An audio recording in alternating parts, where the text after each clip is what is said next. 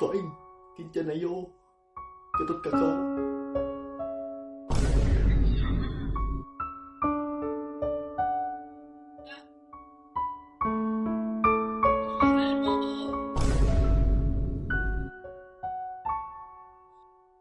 O baka naman ako lang yung nag-iisip na tayong dalawa sa future.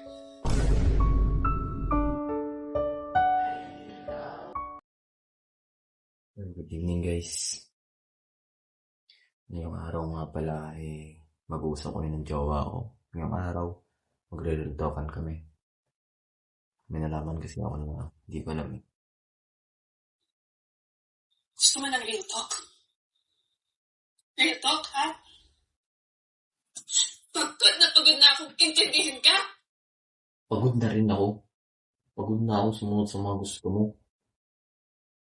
Sa mga pinagbabawal mo. Sa mga gusto mong gawin ko. Kakasakal ka na. Sa'yo? Para sa future mo, sa future nating dalawa? O baka naman ako lang yung nag-iisip na tayong dalawa sa future? Ira, may sarili din akong buhay. May mga gusto akong gawin na ayaw mo. Tulad nung gusto kong kumain sa CR na habang tumatae. Sabi mo, wag. Dahil baka maulam ko yung tae ko. Ang pangit ang pag-iisip mo. Aray mo. Naku, nakakasakal. Sana pala sinabi mo. Para hindi na tayo umabot sa ganito. Ira, alam mo, may araw nga. Nung katabi mo ako, tapos may naamoy kang mabantot mo. Parang gusto mong pumatay. Kaya hindi na ako nagsalita na ako yun eh. Naka-eject ako sa short ko noon. Ayaw ko lang sabihin sa'yo dahil ang pangit ang reaction mo. Grabe kasing reaction dyan, bye.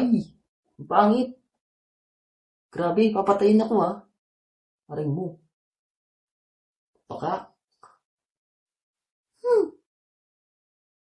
Grabe ka. Hindi kita iniintindi.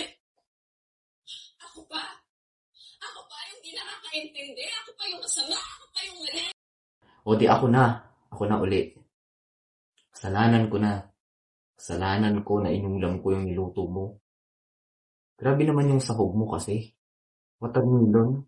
Sinong hindi matatai dyan? Ang tamis-tamis ng ulam. Kasalanan ko na. Okay. Kasalanan ko na. Mahal na mahal kita. Kung mahal mo ko, may intindihan mo ko. Pati pa naman, pagmamahal ko, kukwestiyonaran mo. Grabe na yan. Wow. Grabe ha.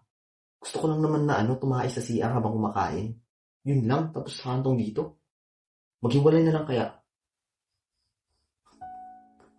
Grabe ka na eh.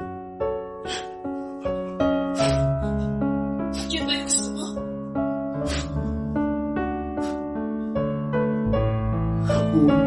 Sige. Sige, mag-break na lang tayo. Fine. Kitya na yo. Ketot ka ka. Sige na nga. Sige.